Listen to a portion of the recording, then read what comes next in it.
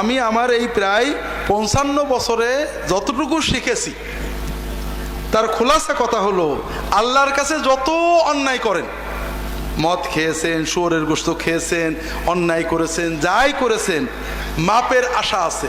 আল্লাহ মাপ চাইলে মাপ করবে, না চাইলেও করতে পারে। কথা বুঝতে পেরেছেন?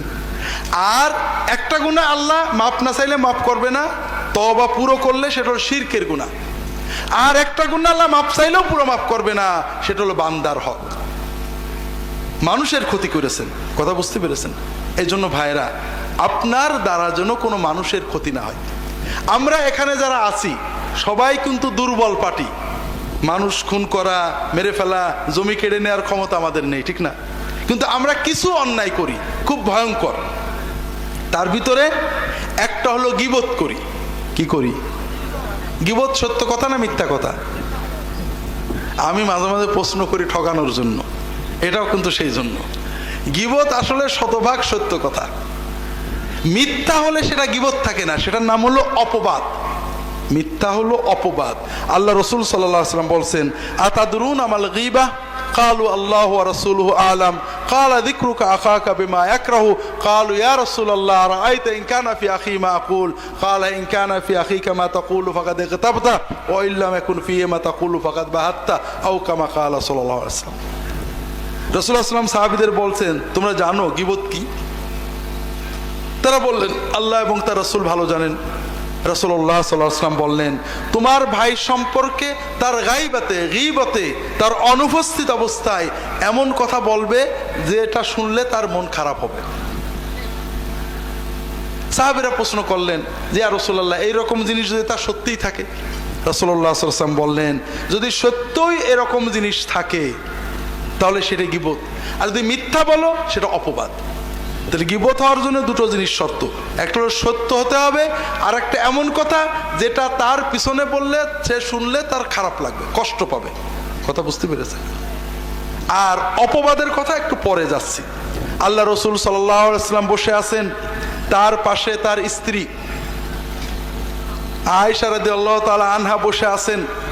এমন সময় আর এক স্ত্রী সফিয়া রাদিয়াল্লাহু তাআলা আনহা তার কাছে এসেছেন, কয়েকটা কথা বলে তিনি চলে গেছেন। আয়েশা রাদিয়াল্লাহু তাআলা আনহা বলছেন, ইয়া রাসূলুল্লাহ হাসবুকা মিন সফিয়া কাযা ওয়া কাযা। তা আয়েশা রাদিয়াল্লাহু তাআলা বলছেন যে ইয়া রাসূলুল্লাহ, আপনার স্ত্রী সফিয়া, তার তো এই ত্রুটি আছে। কথা বোঝেননি? কথা বুঝতে পেরেছেন? আয়েশা সত্য বললেন না মিথ্যা বললেন? সত্য বললেন। সফিয়া চলে যাওয়ার পরে আয়েশা একটা সফিয়ার সত্য দোষের কথা বললেন যে আপনার স্ত্রী সফিয়ার এই দোষ আছে। আয়েশা রাদিয়াল্লাহু তাআলা আনহার এই কথা শুনে রাসূলুল্লাহ সাল্লাল্লাহু আলাইহি ওয়াসাল্লাম বললেন, ইয়া আয়েশা লাকাদ কুলতি কালিমাতান লাউ মুজিজাত বিমাইল বাহরি লামাজাজাত। আয়েশা, তুমি এমন একটা কথা বললে, একটা বাক্য বললে, এই বাক্যের ভিতরে এত দুর্গন্ধ, এত ময়লা, এত নাপাকি, এত পাপ আছে যে সমুদ্রের পানিতে এটা ঠেলে দিলে, সমুদ্রের পানির ভিতরে এই বাক্যটা ফেলে দিলে পুরো সমুদ্রের পানি নাপাক হয়ে যাবে। তো ভাইরা, এইরকম কথা আমরা কি বলি না? বলি না? বছরে দু একটা।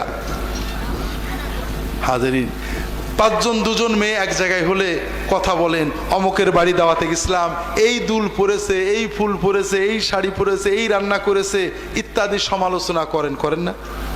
সওয়াব হচ্ছে না গুনাহ হচ্ছে? কত কঠিন গুনাহ যে কিয়ামতের দিন আপনার নেকিগুলো কেড়ে নিয়ে যাবে। আমরা 5 জন এক জায়গায় বসলে ইমাম সাহেব, মৌলানা সাহেব, মন্ত্রী সাহেব, অমুক সাহেব গীবত করি না? গুনাহ হচ্ছে না সওয়াব হচ্ছে? সবচেয়ে বড় মজা হলো ভাইরা, আমরা গীবত করি যাদের পছন্দ না করি, ঠিক না? যাদের মহব্বত করি সাধারণত গীবত করি না। কার গীবত করি? যেমন ফুরফুরার লোকেরা হয়তো চরমনার গীবত করে, চরমনার হুজুরেরা ফুরফুরার গীবত করে, জামাতের হুজুরেরা তবলিগের গীবত করে, তবলিগের হুজুরেরা জামাতের গীবত করে। আছে না নেই? আছে।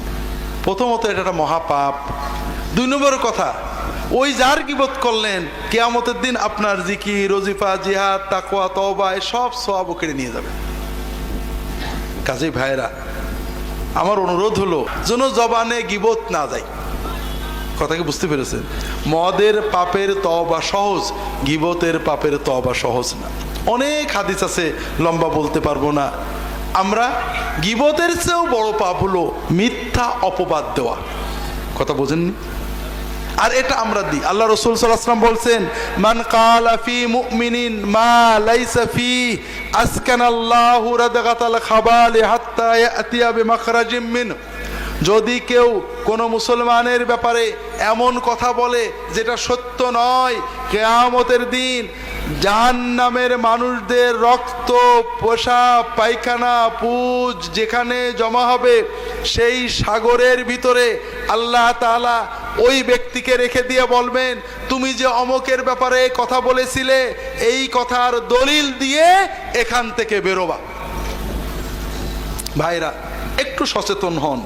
আমরা কি না বলি, বিশেষ করে যারা ইসলামী আপনারা এখানে আছেন, এক দল আর এক দলের বলি ও হলো ইহুদি খ্রিস্টানের দালাল, ও হলো আমলিগের দালাল, ও হলো কি বলে বিএনপির দালাল, ও নাকি অমকের কাছে টাকা খায়, ও সৌদি আরবের টাকা খায়, ও ইন্ডিয়ার টাকা খায়, ও অমক দলে চলে গেছে।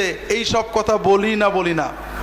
কিয়ামতের দিন আল্লাহ তাআলা আমাদেরকে বলবেন দলিল দিতে পারবেন তো? দুনিয়ায় দেখেন, কেউ যদি বলে অমক লোক আমেরিকার দালাল, অমক লোক ইন্ডিয়া থেকে টাকা খায়, আপনি তাকে বলবেন তুমি কসম করে বলো তো আমি যেটা বলেছি সত্য। যদি অমক লোক ইন্ডিয়ার টাকা না খায় তাহলে আমার বউ 3 তালাক। এটা কেউ বলতে পারবে? তার মানে ও কিন্তু আন্দাজে বলেছে, আর এই আন্দাজ কথাটাই হারাম। দলিল ছাড়া একজন মুসলমানের ব্যাপারে যে কথাটা আপনি বলবেন, কিয়ামতে আল্লাহ তাআলা আপনার কাছ থেকে এটা আদায় করে নেবেন। কাজেই ভাইরা, এই কথাগুলো, এই ধরনের কর্ম থেকে নিজেদের জবানগুলোকে হেফাজত করুন। আমিন।